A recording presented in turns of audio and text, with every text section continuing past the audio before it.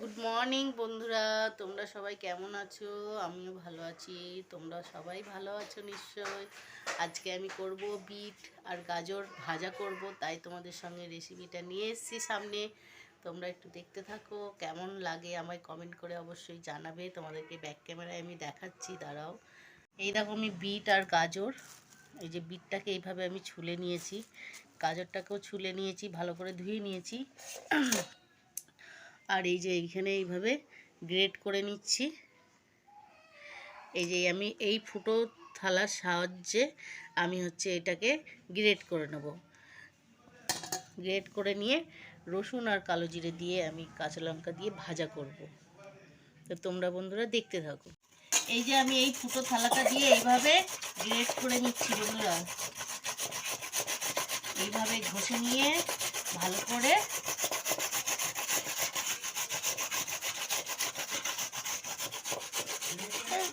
হ্যাঁ, এই যে দেখুন কত সুন্দর গ্রেট হয়ে গেছে।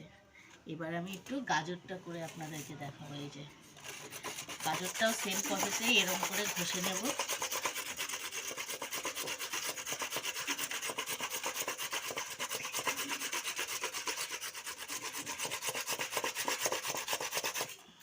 এই দেখুন, গাজরটাকেও আমি এরকমভাবে গ্রেট করে নিয়েছি। তো এই দুটোকে একসঙ্গে আমি মিশিয়ে ভাজা করব। তো যখন আমি ভাজা করছি ততক্ষণে আপনারা দেখতে থাকুন।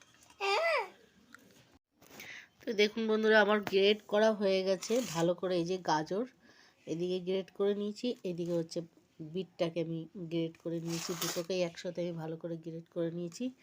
এটাকে আমি এখন রসুন দিয়ে ভাজা করব।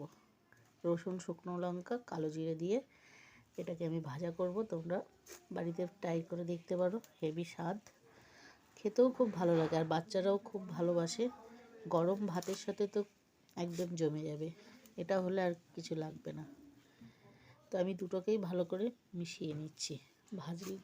কড়াইতে দিলেই মিশে যাবে নাড়তে নাড়তে। তাও আমি নেড়ে নিচ্ছি। এতে একটু জল বেরোবে, জলটাকেই মেন শুকাতে হবে, শুকনো করে নিতে লাগবে। তো আমি কিছু রসুন ছাড়িয়ে নেব এখন। এদিকে আমি যে কড়াই বসিয়ে দিয়েছি, এখন বিট আর গাজর ভাজা করে নেব। এই যে আর এই যে এখানে রসুন নিয়ে নিয়েছি, অল্পই রসুন দেবো, ছাড়িয়ে নিয়েছি 5 থেকে 6 কোয়া রসুন ছাড়িয়ে নিয়েছি। আর শুকনো লঙ্কা নিয়ে নিয়েছি। এই যে কিছুটা শুকনো লঙ্কা এখানে নিয়ে নিয়েছি, রসুনটা নিয়ে নিয়েছি। কড়াইতে এখন আমি তেল দিয়ে দিচ্ছি। কড়াইটা ভালো করে গরম হয়ে গেছে। অল্পই তেল লাগবে, বেশি তেল লাগবে না। আমার যেহেতু অল্প, এই জন্য আমি অল্পই তেল দিয়েছি। আর সঙ্গে দিয়ে দেবো চেরা কাঁচা লঙ্কা। তো তেলটা গরম হোক। তেল গরম হয়ে গেছে, আমি এখন এই যে শুকনো লঙ্কাগুলো তেলের মধ্যে দিয়ে দিলাম।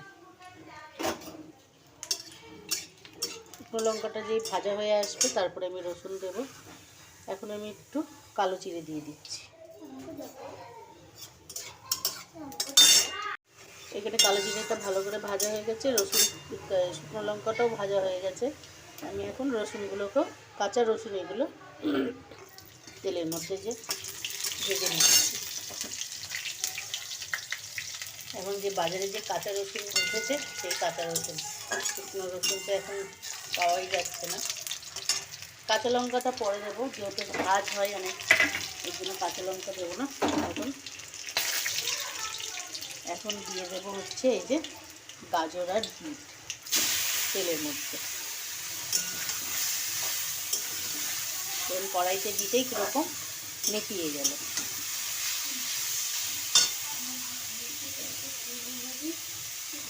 এই যে সব দিয়ে দিচ্ছি।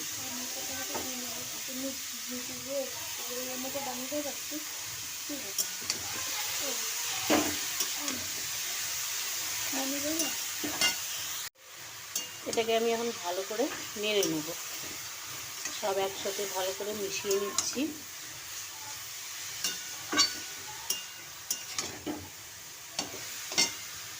স্বাদ মতো আমি লবণ দিয়ে দেবো। এই যে আপনাদের স্বাদ মতো আপনারা লবণ দেবেন, আমি আমার স্বাদ মতো লবণ দিয়ে দিলাম। অল্প একটু হলুদ দিয়ে দেবো। এতে এর মধ্যে হলুদ লাগবে না, কালার তো এমনি বিটেরই আসবে, হলুদ না দিলেও চলে, তাও একটু দিলাম।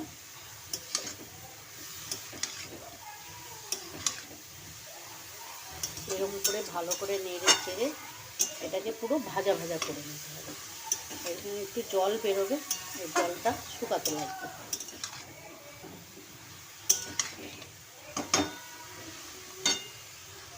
তো দেখুন আমার অনেকটাই জল শুকিয়ে এসছে, অনেকটাই ভাজা হয়ে গেছে। এই যে অনেকটাই আমার ভাজা হয়ে গেছে। এখন আমি এই যে কাঁচা লঙ্কা রয়েছে 4টে চিড়ে রেখেছি, এই কাঁচা লঙ্কাটা আমি এখন দিয়ে দিলাম। আপনাদের ঝাল অনুসারে আপনারা ঝাল যেরকম খান সেরকম আপনারা ঝাল দিতে পারেন। এটা একটু মিষ্টি মিষ্টি ভালো লাগে। আর একটু বাকি আছে আমার এটা ভাজা হতে, তাইলেই হয়ে যাবে। দেখুন অল্প তেল দিয়েছি, কীরকম তেল তেল হয়ে গেছে।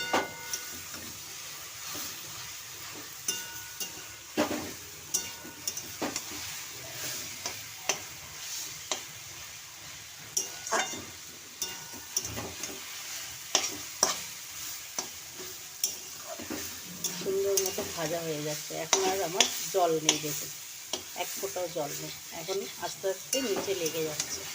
এখন আমি একটু সিমে করে দেবো, একটু 2-5 মিনিট ধরে একটু ভেজে নেব। তো আমার এখানে দেখো ভালোভাবে ভাজা হয়ে গেছে, আমি এখন নামিয়ে নেব। গরম ভাতে হেভি খেতে লাগবে, বুঝেছো বন্ধুরা? খুব সুন্দর হয়ে গেছে। তো আমি তোমাদেরকে একটা বাটিতে ঢেলে তোমাদেরকে আমি দেখাচ্ছি। এই দেখুন কত সুন্দর লাগছে, দেখুন আমি এরকমভাবে সার্ভ করব। তো দেখুন গরম ভাতে হেভি সুন্দর খেতে লাগবে। কাঁচা লঙ্কাগুলোও দেখা যাচ্ছে, পাক শুকনো লঙ্কাও দেখা যাচ্ছে। হেভি স্বাদ মানে খুব ভালো লাগে খেতে আর কি। গরম ভাত দিয়ে খুবই সুন্দর লাগে, মানে এটা দিয়েই তোমার ভাত খাওয়া হয়ে যাবে মোটামুটি। তো রেসিপিটা কেমন লাগলো অবশ্যই জানাবে তোমরা কমেন্ট করে। আমার চ্যানেলটিকে একটু তোমরা সাবস্ক্রাইব করে দিও, লাইক করো, কমেন্ট করো যে কেমন হয়েছে। তো এখানেই আমি আমার ভিডিওটা শেষ করলাম।